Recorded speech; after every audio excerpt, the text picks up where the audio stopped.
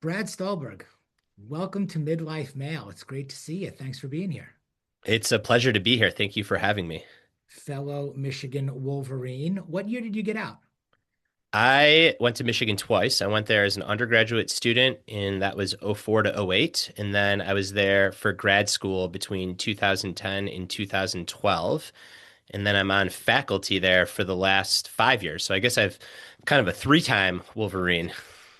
Amazing. So, if I'm doing some quick math, I'll be 53 next week. That makes you about 43, 44? 40. 40. Okay. My math's not that great. So, how has turning 40 been for you? Let's start there. Well, I'm actually, as we're recording this, I'm 39. So I rounded up. I turn Okay. 40 next year. So I haven't hit that big milestone cliff of a number, but 39 is great. I think 40 is going to be great. I think the thing that I have definitely felt that I've heard from so many people a few years my senior, which is true, is an athletic standpoint, recovery just takes longer. So I can still adapt. I can still be very strong. I can still push myself and improve. But the adaptation part of the stress plus adaptation equals growth is just more important. So maybe I used to be able to do five really high quality sessions in a week and adapt to that and grow. Now that number's four. So just taking the rest and recovery part of things more seriously. But in terms of energy and purpose and meaning and just like really embracing the season of being a very involved dad of two young kids, life is good. I have so many blessings. How old are your kids? My daughter is 3 and my son is 8. So, you are right smack in the thick of it right here. Yeah, I am. That's why as much as I'd love to be doing this in person, it is just like every day feels like a tornado, a whirlwind. So I'm in the thick of it. I'm loving it. I'm coaching their sports. It's great. Mm. Did you always want to be a dad? You know, it's interesting that you ask that. The answer is no. I did not always want to be a dad. I would say that I was very much agnostic to having kids. If it was something that my wife was not excited about or didn't want to do, I don't think I'd have kids. If it was something that my wife was agnostic about, I don't think I would have been the one to push for kids. The love of my life was very adamant that she wanted to be a mom and have a family and have kids. So now we have two kids, and I can't imagine life without them. But I wasn't one of these guys that was like, I can't wait to be a dad. You know, that's going to be the thing that brings me fulfillment and makes my life whole. I was very much of the mindset that I like having autonomy. I like having control. I like things to be relatively simple. And it feels like kids add complexity, reduce autonomy, and reduce control. However, I also intellectually grasped that it would be a really meaningful thing to have kids, and especially as I get older. And as I said, I'm so grateful that I listened to my wife, who's wiser than me. Now we have these two wonderful kids. And where are you right now? Where do you live?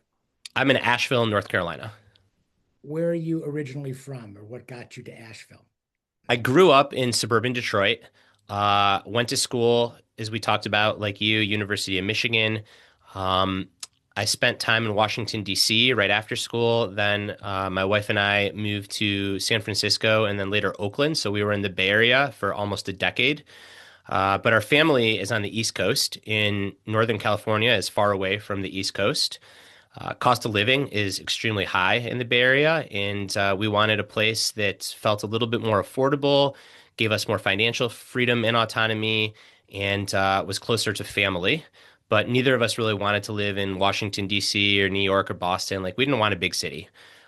So I'd visited Asheville in my childhood and always loved it. And that was 10 years, 15 years, 20 years ago, 25 years ago. So we just came back to check it out and we immediately refell in love with it. And we've been here for 6 years. Mm. As you talk about these things, 39 into 40, kind of not thinking you wanted kids and now having kids and not being able to see it another way, living in various parts of the country, but then thinking about, okay, we want to be a little bit closer to the East Coast, financial bang for the buck, quality of life. It gets me thinking about the way that you make decisions, what your Mm. operating system is, what your process is, which is going to lead into all the amazing, stuff you do. And that's really one of the things that's drawn me to you is that there seems to be this kind of simplicity, but really intentionality to the manner in which you make decisions and what you focus on and what's really important. I'm so glad that you mentioned that. First off, thank you. I think that's such a lovely compliment, and I'll gladly take it. I don't know if I'm intentionally being really simple about the decisions, but you're 100% right. Uh, I think every decision I make, I run through the guise of, is this going to increase or decrease autonomy? Is this going to increase or decrease mastery and craft? And is this going to increase or decrease love? And if I can increase two of those things out of three, generally it's a good decision. If I can increase all three, it's a home run. So autonomy, I think of is really financial, but financial leads into how I spend time. So right now we're in a situation where we live where I can essentially do what I'd love to do. I can make a good living as a writer. I can coach high performers, and I can have plenty of free time to train, to stay healthy, to volunteer, coach youth sports, all these other things that bring my life meaning. Whereas if we lived in a much bigger city, I'd probably have to work. I don't want to say harder. I work very hard, but I'd have to work differently. And right now, I get to spend the lion's share of my time and energy doing work that I truly love. So that's autonomy. Craft gets to my craft as a writer. Like I say no to so many things because it would ultimately take away time and energy that I could have for the main thing, which for me is writing. And then love really comes down to my family, to my wife, and then I increase the circle of love to community. So am I making decisions that are going to make my wife and my kids happy? Because happy wife means happy life. And one step beyond that, am I trying to get involved in communities where I really respect and admire the other people? Because I think the people that we surround ourselves with have such an enormous impact on shaping our own lives. Was writing always the thing for you? Yes and no. So the short answer is yes. The long answer is no and then yes. I grew up, I was very verbally gifted. Um, I went to a fancy private school that I ended up dropping out of because I got bullied. But the only reason I got into that fancy private school is because as a first grader on whatever IQ test they gave me, my verbal intelligence was off the charts. Only reason I got into University of Michigan is because my ACT, the standardized test, I had essentially a perfect score on writing and reading, and then I almost failed the math portion in science, so it evened out to be good enough. I was on the school newspaper in high school. I think I'm probably the only person in the history of the high school newspaper who was also the captain of the varsity football team, and like an all-county player. So I always loved writing. I applied to journalism school in high school and I didn't get in. And like so many high schoolers, I said, all right, like I guess I'm not going to be a writer. You know, my dad's a business person. My parents were probably so thrilled that I didn't get into journalism school. And they're like, great, he's going to go to, University of Michigan and major in economics and be a business person. Um, and I largely did that. I didn't study business. I studied economics and psychology. But my first job out of school was at McKinsey and Company. So I was very much on like the corporate management consulting track. But I didn't realize at the time, but I was always writing. Like I was never the person building the financial model in Excel. I was always the person writing the white paper or drafting the PowerPoint deck, the person telling the story, turning the data into information.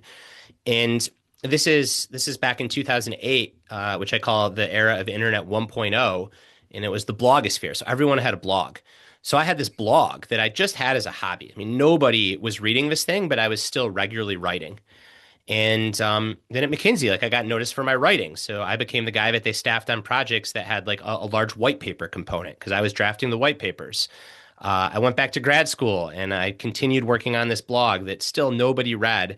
And then eventually I got some lucky breaks and people started reading my stuff.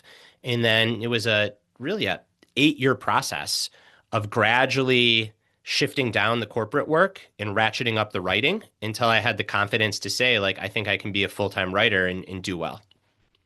Mm. On your scope of writing and finding your voice, how did that grow and evolve?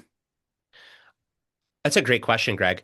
I think the The honest answer is probably just from reading so much and trying to be really intentional about the books I read and the authors that I read and picking role model authors, many of whom, the vast majority of whom are dead, um, whose work just like really touched me and whose work I found excellent, and getting both conscious about what is it that I find excellent and reflecting on that and practicing that and trying to hone it. And then also I think there's just like a subconscious like absorption of a writer's voice that you get when you really read someone over and over again and you read all their work and then you read a couple of those people and then you put your own inherent temperament and life experience and it all kind of goes in this melting pot and then what comes out of it is a unique voice. Uh, and then through having good editors. So in writing, your editor is essentially like your coach. Their job is to push you to see what you don't see, and to really help you identify your strengths and to play towards them. And I've had really good editors over the years too that have made me better on the page. You've written extensively about excellence, especially now with your new book and sustainable performance. What I'm curious about is how your definition of excellence has changed as you've gotten older, and then specifically like what you think most men in midlife misunderstand about excellence. Ooh, I'm glad we got time. This is a good one. So I think what most people misunderstand, and perhaps how my view of it has changed, is I think most people think that excellence is a standard. And I think now excellence is a process. So a standard based view of excellence is you need to get an A. You need to have a six pack. You need to have 8% body fat. You need to be on the podium at Ironman Kona in the Masters division. You need to achieve, seven figures. You need to hit the C suites. You've got to be a top 50 fund manager, whatever it is. But it's a standard, right? Like it is an outcome, it's a standard, and you have to live up to this excellent standard. And that's a very small part of excellence. So much of actual excellence is the process that you follow to get to that standard, to give yourself a chance to achieve that standard. I think about excellence really simply. It's caring deeply about worthwhile projects that align with your values and goals and giving those things your all. And if you Mm. do that consistently, the results take care of themselves. Because there are all A students and world champion athletes who have zero integrity, who don't live their values, who have cheated and engaged in fraud, but meet that standard. I wouldn't call those people excellent, call them really shitty people. I think it's much better to have high integrity, to focus on the process, to adhere to your values, to give something your all, to care deeply. And if you do that, you're going to have many successes where you hit the standard, and it's inevitable that sometimes you're going to fall short. But all of that encompasses excellence. So over time, I've shifted from maybe thinking of it as a standard to thinking of it as a process. I want to be careful here, Greg, because I think some people hear this and they're like, "Oh, Brad's just going to say that we should all hold hands and sing Kumbaya," and like that's not what I'm saying. Results matter. There's a reason that sports have a scoreboard. Uh, Oftentimes winning and achieving creates real financial wealth, which then opens up autonomy, something I care about.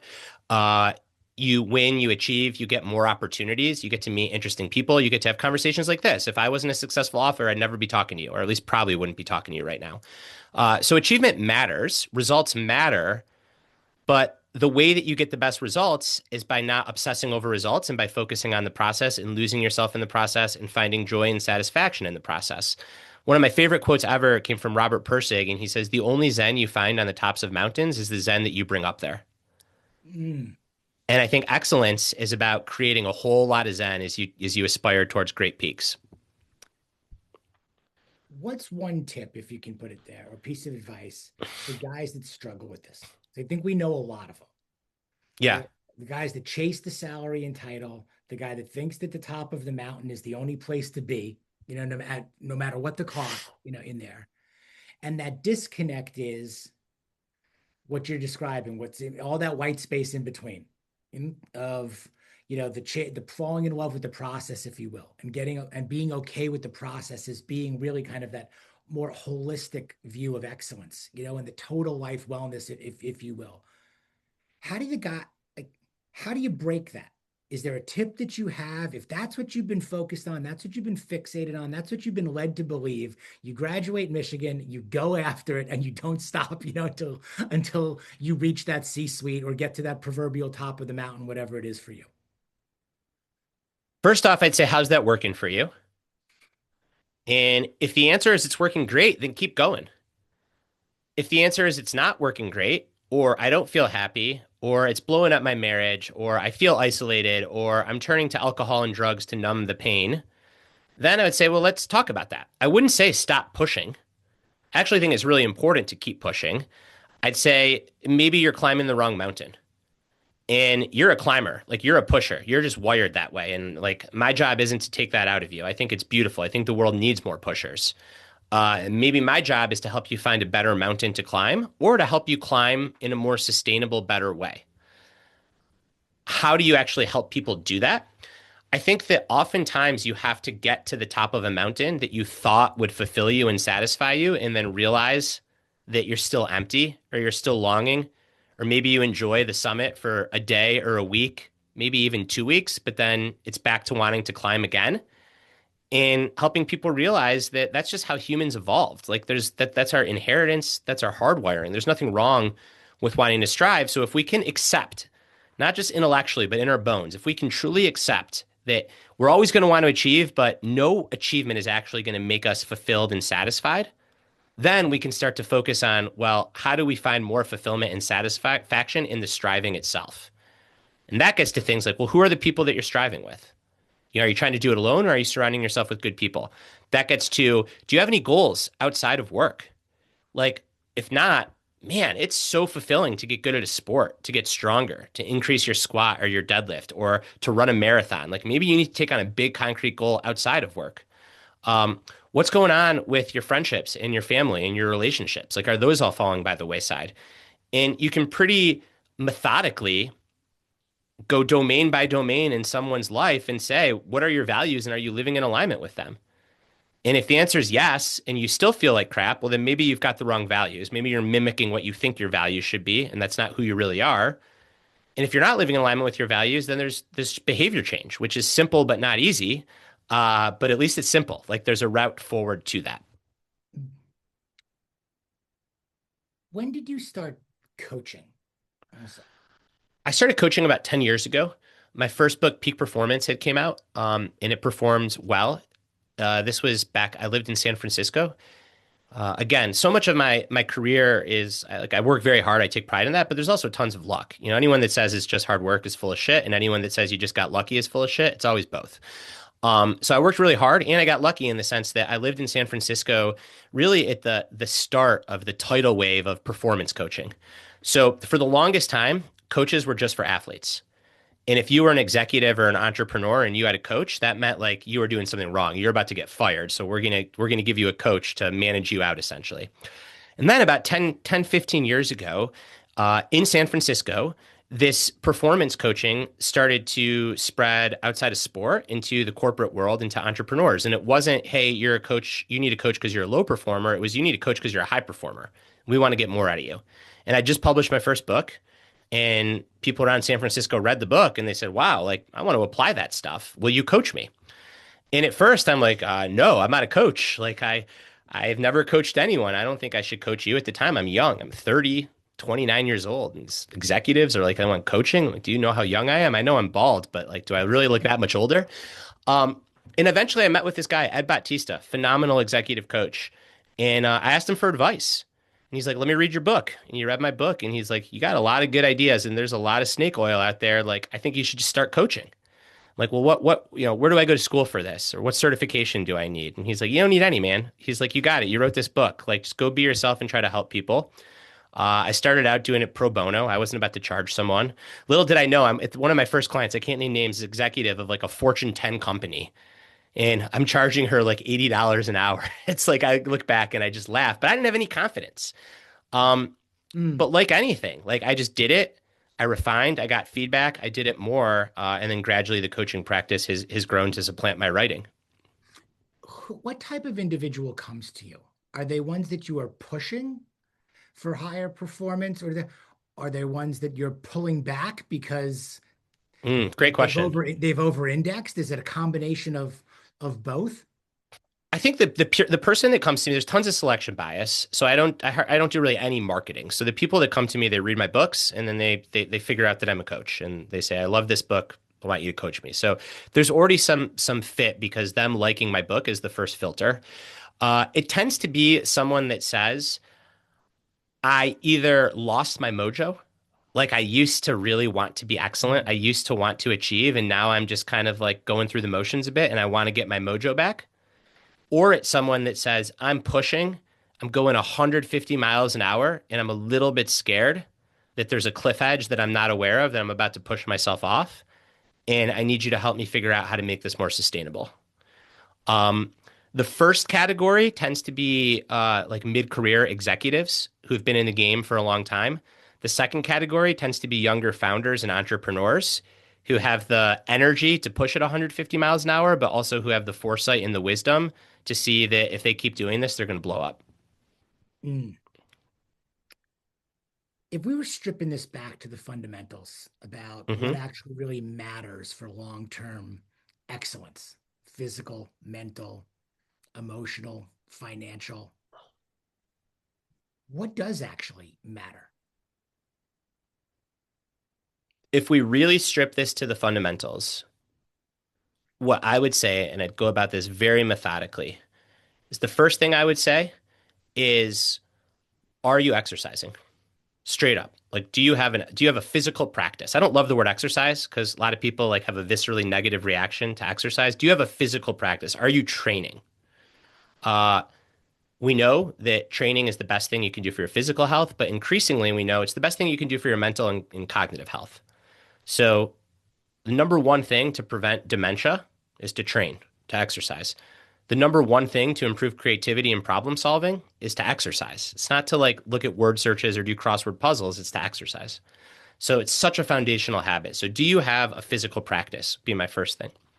My second thing would be, do you have relationships? It doesn't just have to be an intimate relationship. There are plenty of guys that are married that are happy. There are plenty of guys that are single that are happy, but no one is isolated and happy. So are you a part of community? Do you have friendships? Do you like your colleagues? Are there people that you can go to celebrate success and grieve defeat with? Second thing I'd say, no, that's the second thing. The third thing I'd say is, do you smoke? Do you smoke cigarettes?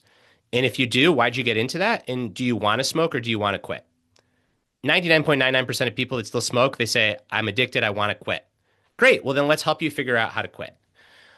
Fourth thing I'd say is, do you have a substance abuse problem?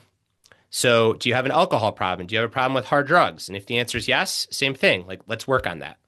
So, these are the evidence based foundations of health: physical practice and movement, community, not smoking, and essentially not being an alcoholic. Um, then I think about nutrition a little bit. Is your diet like reasonably balanced? I'm not a big supplement guy. I'm not an optimization guy. I don't follow any strict diet. It's just like, hey, are your calories in about equal with your calories out? Are you overweight? Are you obese? If so, let's talk about that. If not, like, are you eating fruits and vegetables? Like, let's keep it really simple. So those are the five foundational practices I go through with every single coaching client. Like people come to me and they want to get to the top of the mountain, and the first couple sessions are always like, let's talk about movement, let's talk about community, let's talk about smoking, let's talk about drinking, let's talk about nutrition. From there, I would say, what are your core values? What are the things that you hold dear? Is it mastery, creativity, family, community, integrity, compassion, strength, reputation? Let's get like really clear on like what drives you. And a lot of times people say, I don't know what my core values are. Well, who do you admire and what do you admire about them? That's a good inroads to your core values. Another way to think about it is think about your older self. Think about when you're 80. Envision your 80-year-old self looking back on current you. What would 80-year-old self want to be proud of? What qualities and characteristics would 80-year-old self want to be proud of? That's a good inroads to your core values. And then I say, let's look at your life. How are you spending your time and energy? Professional, personal. Let's look at your core values. Is there harmony between those things or is there a lack of alignment?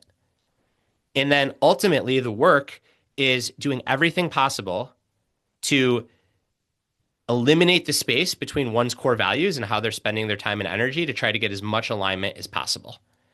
And then once you have that, then the fun stuff starts. So then we talk about consistency. Like, how do you show up day in and day out? How do you navigate bad days? How do you make your bad days a little bit better? Then we talk about routines and rituals. So, how do you set yourself up and prime yourself to perform? We talk about focus. How do you eliminate distractions in this crazy, attention crazed world? We talk about patience. Like, how do you play the long game when everyone around you wants instant gratification? We talk about intensity, not just short burst of intensity, but how do you sustain intensity? So then we get to all of these like factors of excellence that apply to everyone. But in order to get to those factors of excellence, you got to know like what mountain are you climbing. Before we talk about the best way to climb, let's figure out what mountain you're climbing and let's get the base. So the base are those five foundational habits. The values is about picking the right mountains. And once we've done that and we're climbing, then you get into all these mindsets and factors of excellence. Mm. Do you find that the how is also different for everyone? As you were rolling through a number of those things, I was, okay, a lot of that was how we're going to do this, how we'll develop habit, how we're going to do that, which I very much prefer over why, for example. I think there's an over, I guess, indexing, if you will, on, find your why and your why. Most of the guys that come to me, they know their why. What they Yeah. struggle with is the how. Okay. Yeah. How they're going to do all the things that you're talking about, in here. And it's a lot of what I work on with the guys that I see. And then also, I think a lot of our readers, and I'm sure a lot of your readers, they're looking, okay, for the how. And I think what sometimes gets misunderstood is that there's like one way for everybody. Like we can just Hmm. here's the how, do it exactly like this, and you will have cracked the code, or the let me be honest with you, just do this, or like those all the sentences that are like, and the truth is, but I think it's different for for everyone, at least for a lot of men. Do you see it that way too? I do. I think that there are these foundational principles and practices that tend to be universally true.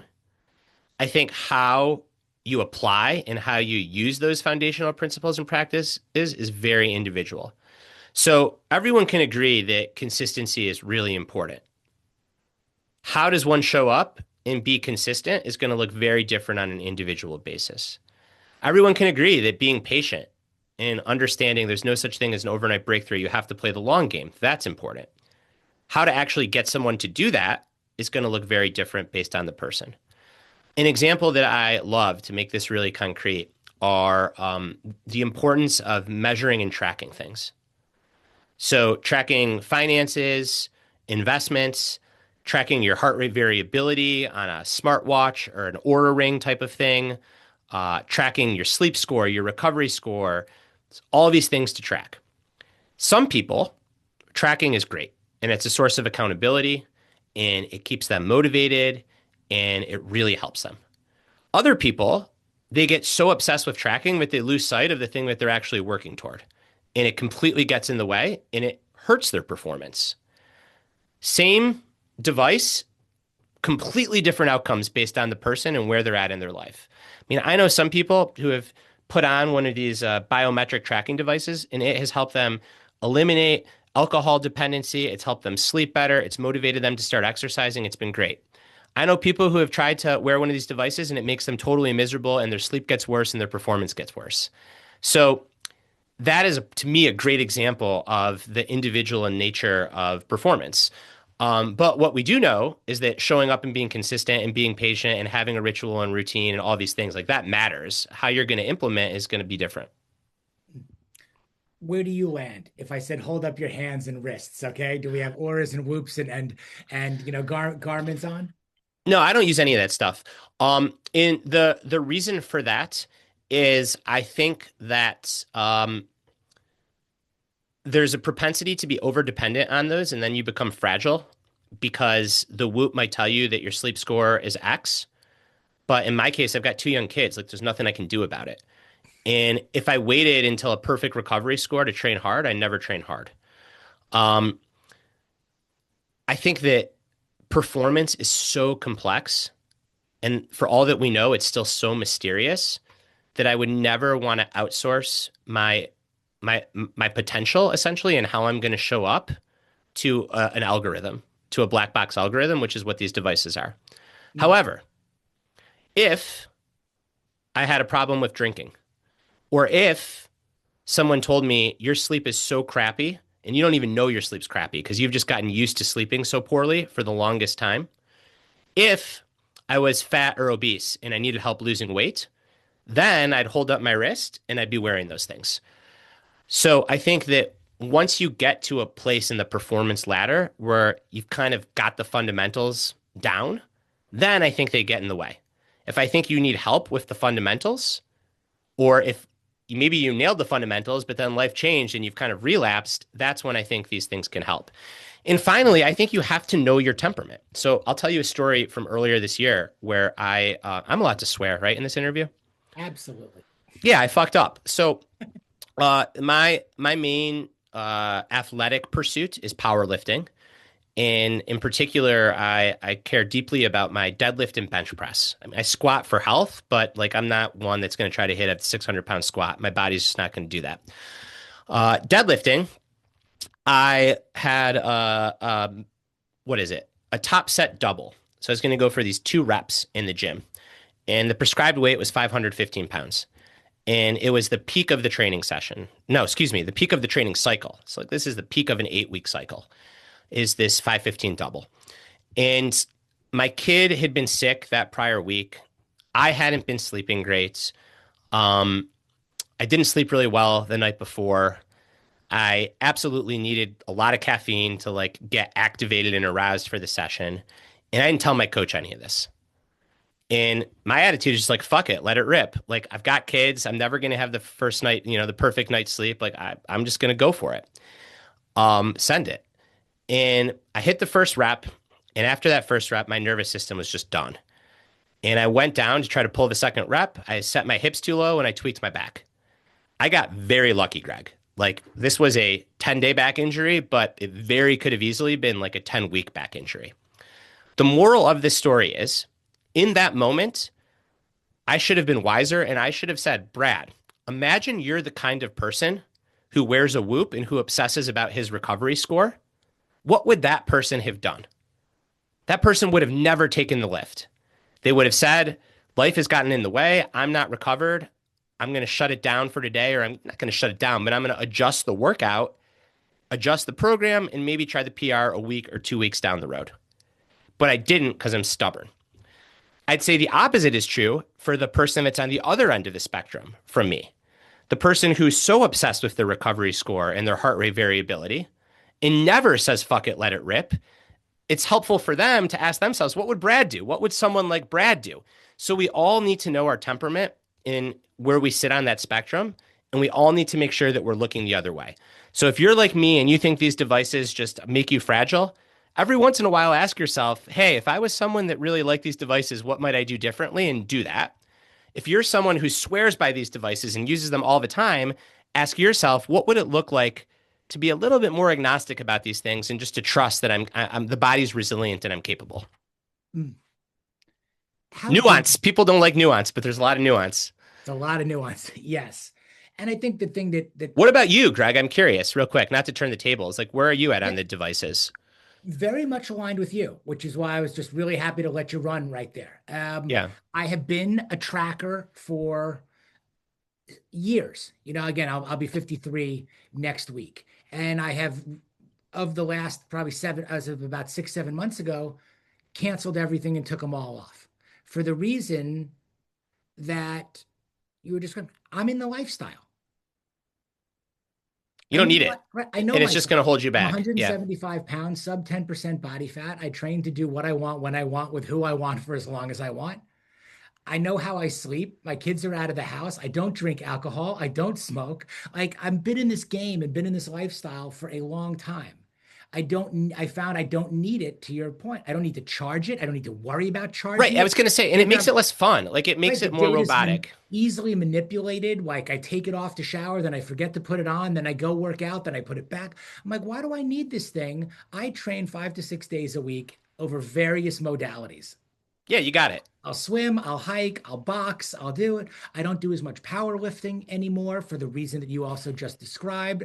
Because for me, a setback, and I want to ask you about this, a setback would do more to set me back mentally, Yep. emotionally, spiritually, even financially, than it would even the physical setback. I Sure. just enjoy it. And when you get into your notion of community, like you talked about, the idea of being on the sidelines is scary to me for all those other reasons beyond the actual injury itself, just because I enjoy the lifestyle so much and what it provides me in so many of these other areas. And then as far as tracking, like all it was doing was making me annoyed. Yeah. It wasn't off. Now, if I was training for a specific event Yep. and it really required high performance and for me to dial it in, Yep. You want your which I'm watts on the probably a bike or few your weeks or your away at heart any rate. Yep. given time of like saying, okay, I could really dial in my nutrition more. I could really dial in my sleep more. If I really picked that thing and I wanted to podium, and that mattered to me years ago, it doesn't matter to me Yep. anymore. I would probably go back to it because the metrics would matter. But right now, the metrics that matter are really what you've described, this holistic view of what overall excellence or success looks like and feels like. So I don't wear anything now. I know when I go for a walk now, about an hour is roughly 3 miles. Walk my Yeah. dogs. It's a little under 20 minutes a mile. If I walk for an hour, I don't need anything else to tell me, that. I love it. So I'm the same. And I want to just make sure that because I know you feel the same way, like this is it's judgment neutral. And I think what this gets to, okay, so in the book, there's the 4 levels of competence. I freaking love this framework. And it essentially says that everyone progresses through 4 levels of competence in anything. The first is unconscious incompetence. So you don't know that you don't know what you're doing. You don't need a whoop or an Oura ring. What you need is a coach and a book and a mentor. You need someone to help educate you. The second phase is conscious incompetence. This is where you know that you don't know what you're doing. So now a device can be pretty helpful, right? It can point out to you that, whoa, I'm only sleeping 5 hours a night, or I think I'm getting, 10,000 steps in, but I'm actually getting 2,000 steps in. I'm not really moving. This is great. You don't know how to fix it, but you have the device telling you that it's wrong. The third phase is conscious competence. So this is where you know that you know what you're doing and you're doing it right. The device is telling you you're getting your steps, you're tracking your macros, you're eating well, you're starting to lose weight, lean out, put on muscle, you're feeling better, and you need that device to keep you on the path. But the peak, the fourth level, is unconscious competence. And this is where you know what you're doing, but you don't need something to tell you that you know what you're doing, and that thing gets in the way. And in every craft, we progress through this. And I think what you and I are saying is we've been in the game long enough where we can generally, not always, because I messed up with that deadlift. I'm sure you have stories like that too. Yep. But generally, we can go about it with unconscious competence. Like we know what we're doing. However, I think about another area of my life where I'm a total beginner. You're gonna laugh at me. About a year ago, I got into bonsai trees. And with my bonsais, I have this device that I stick into the soil and it tells me how moist the soil is so I don't over or underwater them. Now, any long term bonsai aficionado is going to look at me and say, you don't need that device. You just eye it, you eyeball it. I can't eyeball it. I don't know what I'm doing. I need that device to help me. If I stick with bonsai for 20 years, I'll get to a point where I don't need that device. And that's just like the metaphor, and that takes the judgment out of it. So it's just really about where are you on your path? And then is the device helping you or is it getting in the way? And that's it.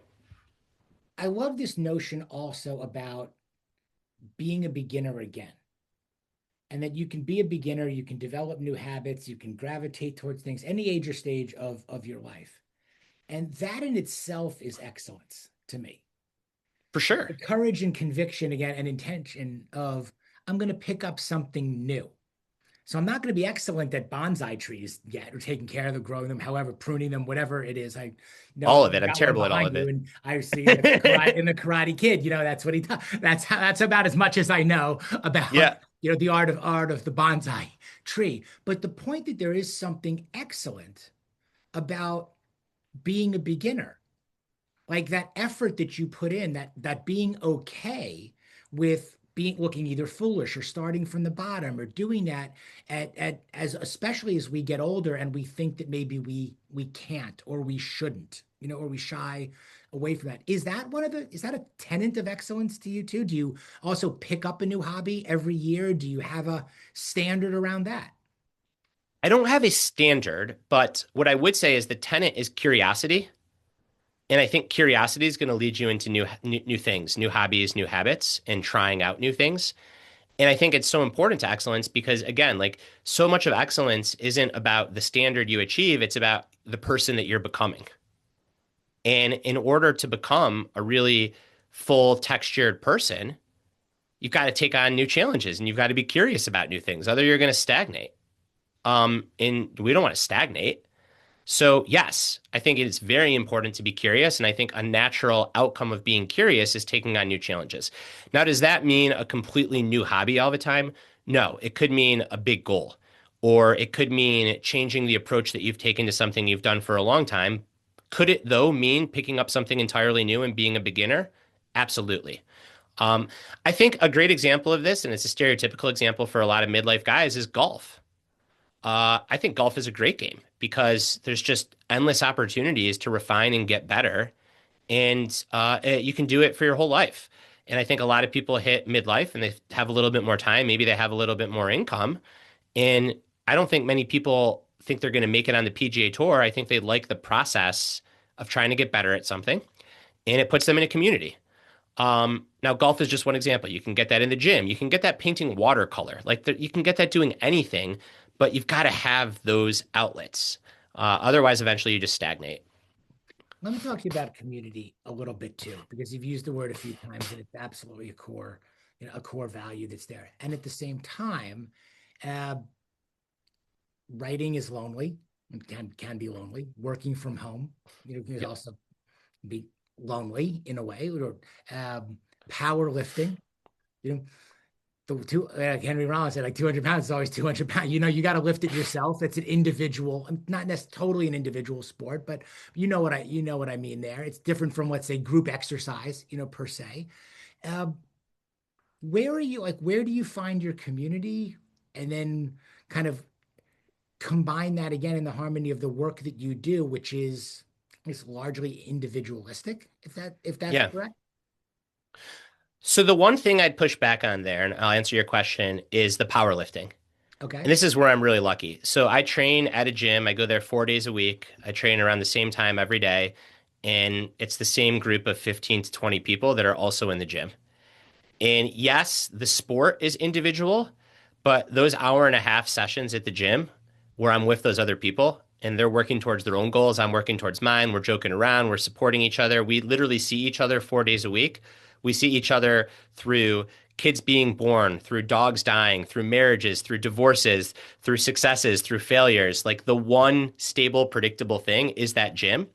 And in particularly on Sunday, no one's in the gym except me and these three guys that I train with, two of which own the gym, and we call it church. None of us are really religious, so we go to church on Sunday at the gym. Like that is community. And that's probably the core, most regular source of community. I also get community through my actual local community. I mentioned to you offline, I coach both my son and my daughter's sports teams. So I'm constantly meeting other parents in the community, getting to work with young kids. I love that is very local community. Another place that I get community is through work. So yes, writing is extremely solitary, but I also feel like I'm part of this cohort of other guys that are around my age that write similar books, and we're all constantly in touch. Now, is it as good as being in the same room? No, but there's something to say about being on a text thread, sharing experiences, and then maybe once a year, like we try to get together in person. But on the day-to-day, week-to-week level, it's very much my gym community, and those have become my friends. And it kind of does like replace like church or synagogue or mosque, I guess, depending on your religion, what it used to be. I think the value of a religious practice is that you show up consistently, you're obligated to go, and you see the same people when you show up to pray a couple times a week. And that's essentially what I do in the gym. Um, there's nothing special about the gym. It's that I'm regular and there's other people involved. I do like the distinction and the clarification around you can do things that are seemingly individualistic and yet derive your community from those. Writers can be 100%. friendly with other writers. And yet we spend an exorbitant amount of time, sitting in chairs, Like this. and writing, Yeah. or whatever our process is to write. That, yes, powerlifting is a singular individual sport, but the community of the gym, a powerlifting gym, Like, hey, whatever you're into, there are other people out there that are into that too. That's right. And find And those because of people. that, you can find those people versus like I have to walk into the other type of gym and find find the one area where I can power lift, where there's the one platform and I'm all alone over there and I just come in and come out and everybody else is doing other things. I think that notion of, again, like just the authenticity around, hey, square peg, square hole, round peg, round. Go to a powerlifting gym. You want to meet other people Yeah. who are into powerlifting, go to a powerlifting gym. Show up every Sunday and you'll make friends. Then you'll have a community over time. And I think that's Yeah, another that's thing that it. sticks a lot of people, which is the where do I start or where do I get outside of my comfort zone or where do I go? It's like go where your interests are. Yes. Yeah, you couldn't have said it better. And don't think that like you need to have friends that you immediately like. No, you need to just show up at the same place over and over again. And then eventually those bonds grow naturally. Like you don't have to force that process. When I started training at this place, I didn't know anyone there when we first moved to Asheville. It's just 6 years of showing up around the same time. People come, people go. And the last thing I'll say is, yeah, it's the gym is powerlifting and weightlifting, but there are some really good athletes, no doubt. But there's also a 74-year-old woman named Roxanne that I love just as much as anyone, and I see her those 4 days a week. And she's not setting any PRs, for me, but she's pushing herself hard and she's training. And that's awesome. So I think sometimes people also think like, oh, I need to find a bunch of people that are trying to deadlift 600 pounds. Like, no, you just need to find people that are working hard in a physical sense that show up and like you show up together over time. And it starts like, hey, can I get a spot? That's it. Like, hey, can I get a spot? I know you've had Arthur Brooks on recently and have interviewed him. I thought that's great work. And Actually, I like, didn't. I would love to get Arthur Brooks. If you can get me to Arthur Brooks, I'd love to I talk to thought him. I thought you had Arthur Brooks on. That was on your No, Instagram. I haven't had Arthur. I had Jesse Itzler recently. No, I know Jesse. Okay, so I misspoke. I'm sorry. For some reason, I thought you'd done this with Arthur Brooks. Have you shared clips of him recently? He was supposed to be at Eudaimonia where I was. He Yeah. did not make it to Eudaimonia. I don't Okay. believe I shared anything of. I think he spoke at Modern Elder, where I'm speaking also. I have his book on my shelf right behind me, up here too. I am a big fan of Arthur Brooks, So but no, for I some haven't. reason, then I'm making a mistake. I apologize. I could have sworn I saw that. Something that like I think that Arthur Brooks does well, Scott Galloway does this well. Is just like you don't have to just assume that you're gonna have this best friend and community. Like you just gotta put yourself out there. And a Yep. lot of guys, like the gym is a natural spot. It's like go ask for a spot. Like literally, you're gonna bench press a lot of weight. Ask someone for a spot and show up at the same time. And those like really like small micro investments in community make a big difference. Did you happen to run into Kelly Starrett at the Eudaimonia Summit? Yes, love Kelly. Kelly's a great dude. Love Kelly. Been a fan of his since I told him this, and I've been a fan and follower of Kelly's since he was holding like an early iPhone, standing in front of shipping containers in San Francisco back in the earliest of CrossFit Yeah. days that were out there. And he was the original supple leopard. Supple Yeah, so leopard. we spent a little time together at Eudaimonia, and then ironically enough, we were all on the same flight. My wife, his wife, Julie, so we hung out in the airport. He's fantastic. Kelly's great. Yeah, yeah. All right, small world.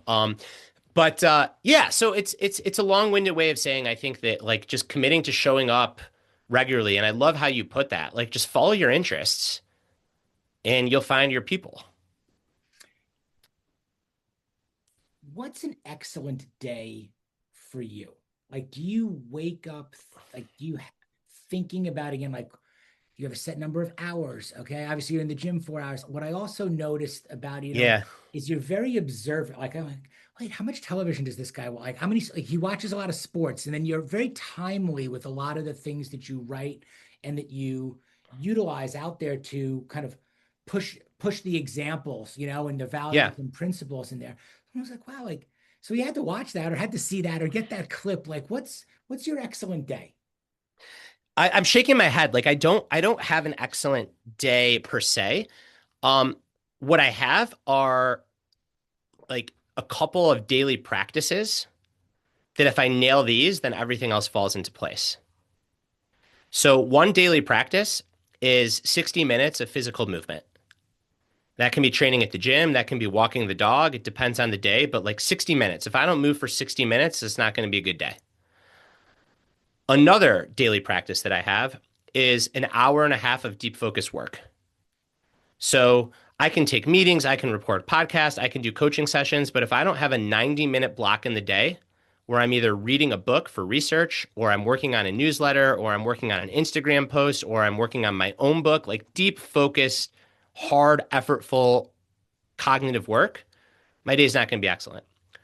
The third thing I'd say is when I'm not traveling, some time to unplug and just be with family. So that can be 6 to 7:30, 6 to 8 p.m., right?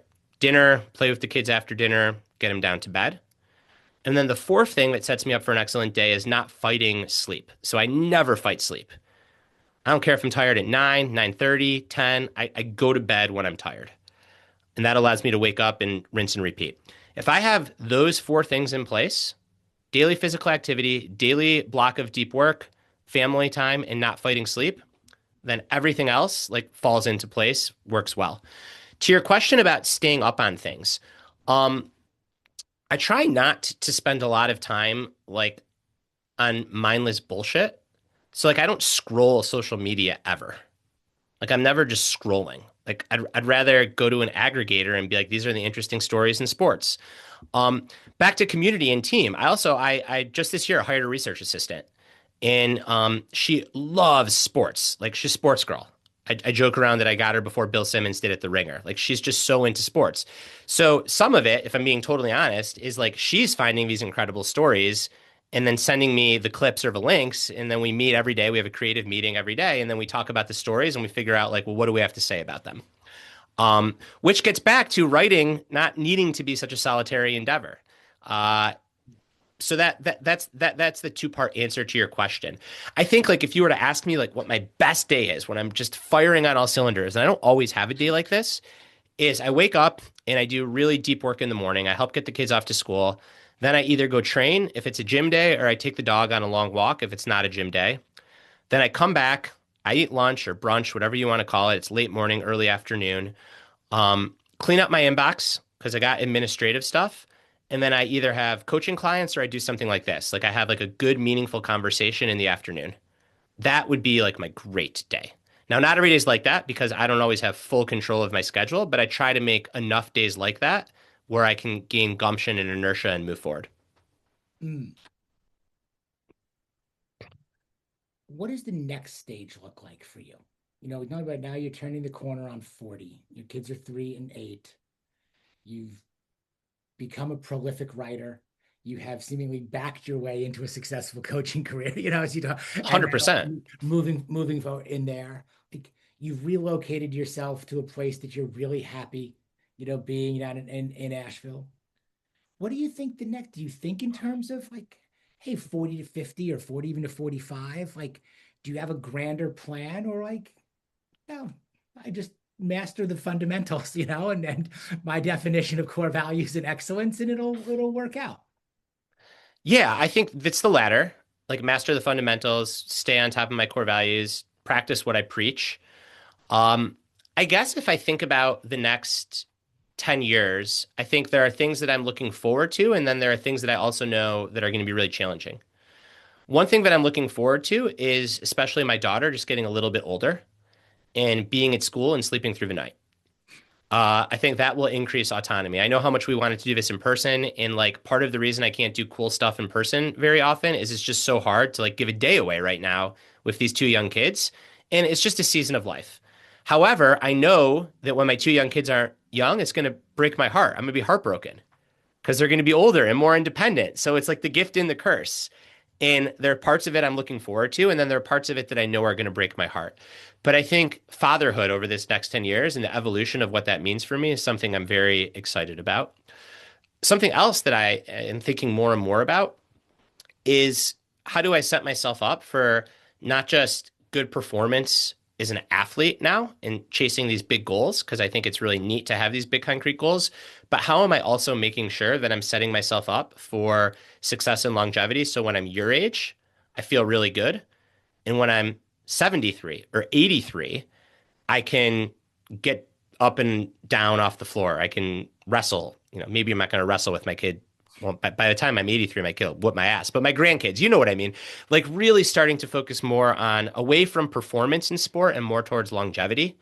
Um, and I don't necessarily think they're always at odds, but I think like I'll probably lean out a little bit, because I'm not going to care about deadlifting 600 pounds, and I'll probably do a little bit more aerobic conditioning. So just like really like exploring how physical practice is going to change over the next decade.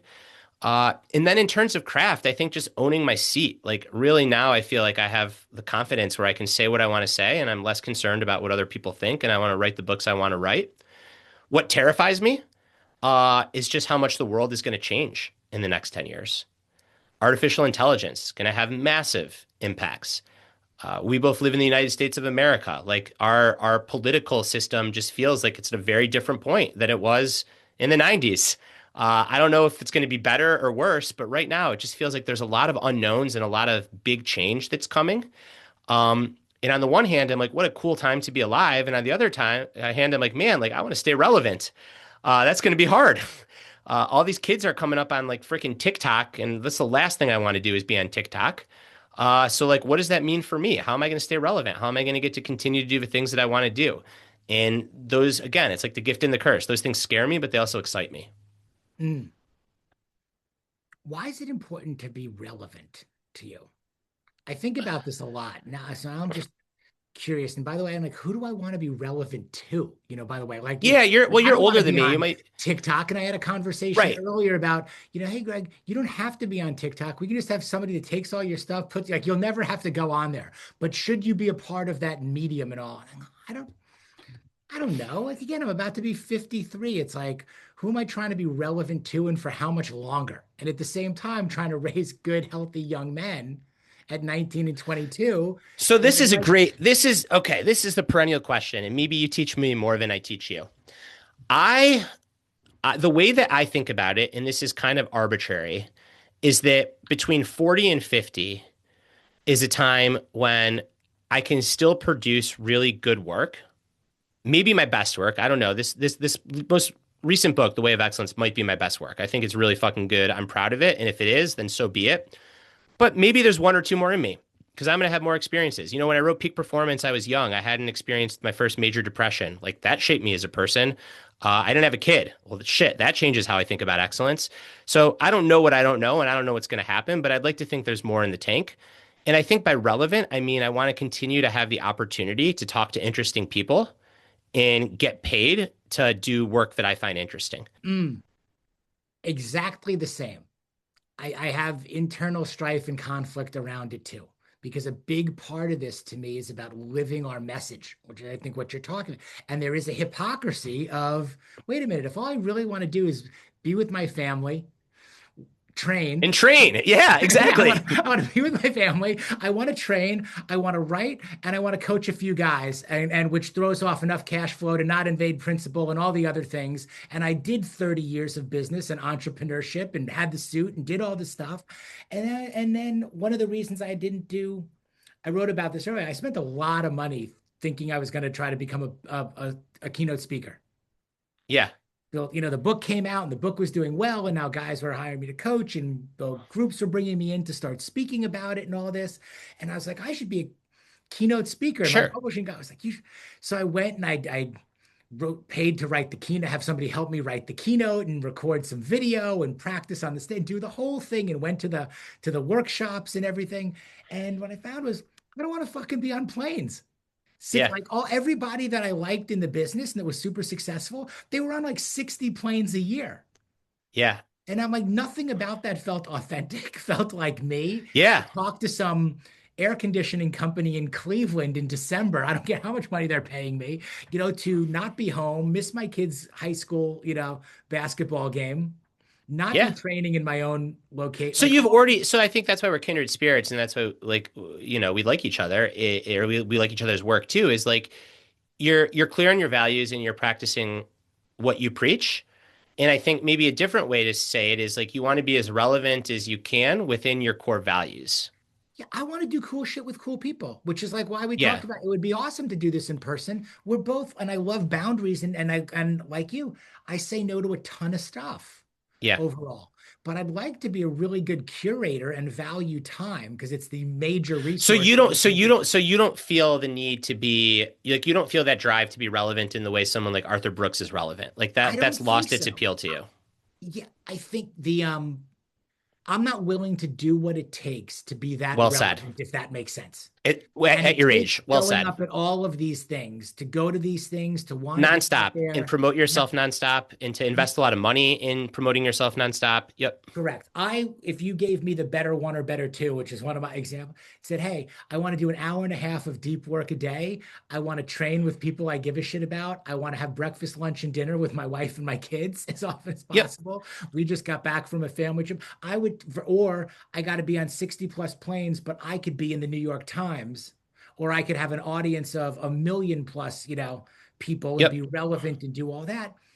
I'm not willing to make that trade if that I makes sense. think that is such a wise way to put it. And I think that that's the right answer. It's like within one's core values. Someone the other day, a good friend of mine asked me about like fame and status. And my answer was, I want to be famous like Hiroki Murakami is famous. So, have you ever heard of Hiroki Murakami? No, which is why it actually makes so much sense to me because I don't know if he's famous or not. Okay, and Great. probably So, fantastic. so Hiroki Murakami uh, is a novelist that is quite well known. One of the best novelists, I would say, of like this generation. He wrote a great book too that you'd like called "What I Talk About When I Talk About Running," and it's on his experience being an athlete. I think you'd love it. It's a memoir, and you should read it. I guess you don't know Hiroki Murakami's name, but a lot of people know Hiroki Murakami's name. Nobody could pick the dude out. He could be sitting next to me at a cafe, and I'd have no idea I'm sitting next to Hiroki Murakami. That's that's what I'm after. I want people to know my work because I'm proud of it. I don't want people to know me. I love that also. And you know what? What I also really like now is I like what we stand for. I like being recognized for what we stand for in that perception. And I'll give you an example of that.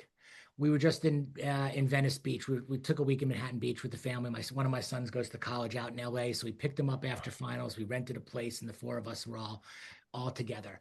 And we were at a pizza place on Abbot Kinney in Venice Beach, and there was a gentleman there. He was ordering all the pastries and everything. He was really had a great outfit on. My son started talking to him about clothes. Then he started asking me about my workouts, just out of the blue. Like, "Look, I'm just in a t-shirt. Hey, well, what do you Yeah, do? but How you're old you're are you're a you? strong Okay, guy. yeah, Yeah. and how old are you in this?" And I do like the acknowledgement that the way in which I am living is I guess validating or appealing in a way. It invites some questions around some Yeah. things. And I feel good about that. I don't need it from thousands of people in the audience, I guess, week after week, if that makes Yep. sense. But I read the comments that come in from the newsletter each week. I want to do continuously good work, but you said, I want to really be able to live my message also, which means I want to go climb that mountain. And if I don't have time to climb that mountain, what I say yes and what I say no to, then it becomes a little disingenuous to me around that. Yeah. I think it's spot on. You're living with integrity and like back to excellence. Like that's the name of the game. But I do want to grow. Like, yeah, I want to be known for being very good at what we do. I would love to continue to grow Midlife Male into a platform that serves as many Sure. men as we possibly So can. so so it's just within your values and within your boundaries. So like what does that mean? I mean, very similar. I I It's the I will same amount not. of deep work, I think, to your Yeah, point. I deep could do an deep hour and a half work. of deep work. One person could read it, or a million people can read it. Yep. Yep. And it's Over like time, I think we're going to get yeah. closer to a million people. Like it takes years and years, and sometimes people It's just, don't but jump that's the like gun the on that. consistency. And I think you Yes. could be, you could burn yourself out trying to do it overnight and maybe you hit it, but then like you're not going to last and your material's not going to be as good. I think that's so Now, where important. Like, you're is way it, ahead, though, as I said, where you're way ahead is I consider myself a slow learner and a late bloomer. well, when I did you was start late doing to a lot this? in total 5 years ago Yeah. when So I was a I've been partner in working a at, big firm yeah. and at 40, on five, yeah, Were you a 47 lawyer or a banker? What were you doing? insurance. I started in Insurance. Yeah. entertainment. I did So movies for years. Then I ended up in the insurance business and then I got out. yeah. So like I've been doing this for almost 15 years now. So it just takes time and repetition. Um, And I think like it's push as hard as possible within constraints that align with your values. Um, so for me, it's like no speaking gigs that are going to interfere with coaching my kid's basketball team. Like there's no amount of money that you could pay me because the whole reason I make money is so I can be able to coach my kid's basketball team. Well, I think you're hitting on a definition of ambition. I Mm, think it's a misnomer, like you talk about success and even excellence, and how men typically think in ambition is again, more money, more gigs, more success, more notoriety, a bigger title, maybe a bigger stage, bigger fees, all of those. And yeah. that's not it. It sounds like what you're getting at, it's not it. It's not that anything is wrong with any of those things, but maybe it's 10 stages and 90% of my daughter's basketball games, but it's not 90 stages and 10% of her basketball And games. that's your values, and someone else might have the opposite values, and that's okay. And I think there's also exceptions based on back to like you want to do cool shit. Like I often tell my wife, like if Coach Kerr, who's one of my role models, came to me and said, I want you to help the team try to win a championship for the next 2 years. I want you to do some mental skills coaching and be on the bench. Would I do it? I actually don't know because it'd just be so hard to be on the road like that and be away from my kids. But I'd have to think long and hard. Like that wouldn't be an immediate no. Why? Because trying to win an NBA championship on the bench with the what I think is like the goat of performance and excellence, like that's incredible. However, it's not an automatic yes. And that's maybe the only thing that I take a job where I'm constantly on the road for. I certainly wouldn't do it to be a McKinsey consultant because like this is not my values anymore. And that's totally fine. And I think that the problem that so many people have is when they start mimicking others or they chase the dollar and they start making these decisions that are not aligned with their values. And that's when bad things start to happen. Mm. What's one principle from your work that you personally rely on the most when things get noisy or overwhelming for you? Um, Consistency, I think. And what I mean by that is you don't have to feel good to get going. You often have to get going to feel good. So my natural temperament is a little bit like depressive, I'd say. So I could just like kind of sit around and like I'm not like quick out of bed. I'm not a kind of guy where like, it's off to the races, start the day.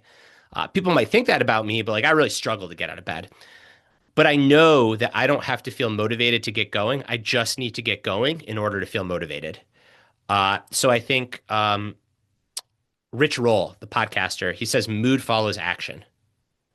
And I think that is so true for me is I just have to start. I have to get going, and then the mood follows. Totally great. Another one who's been a big inspiration to me too. Put him on the Rich is list. great. Yes, he can't come to our bald guy dinner because he's got great hair, but Yeah, everything that's else, true. everything else, yes. Finally, here, if excellence in midlife had a single sentence definition, something that men could use as a North Star, what would yours be?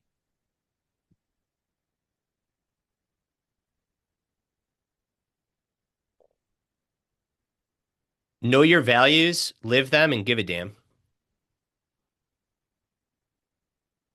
I love it. Brad Stulberg, thank you so much. The book is The Way of Excellence. It's excellent. It really is. I love your work. I'm a huge fan of yours. I really appreciate the time and getting to know you. Um, a lot in common, a lot of similarities, and I just appreciate your core values and the way that you express them and put yourself out there each day. So, thank you for being here. I really appreciate it. Thank you, man. This was a pleasure. And hey guys, if you enjoyed this conversation, please make sure that you are subscribed to the Midlife Male newsletter. All you got to do is go to midlifemale.com and it'll be dropped in your inbox every Sunday. Pick up a copy of Brad's new book, The Way of Excellence, wherever books are sold. And if you've got questions, comments, people you want me to interview, just shoot me an email, greg@midlifemale.com. And we're always open to feedback, your insights, what you want more of, what you want less of, because our goal at Midlife Male is to help you guys live happier, healthier, wealthier, stronger, and have more fun in life. So let's do that together. I'll see you next time.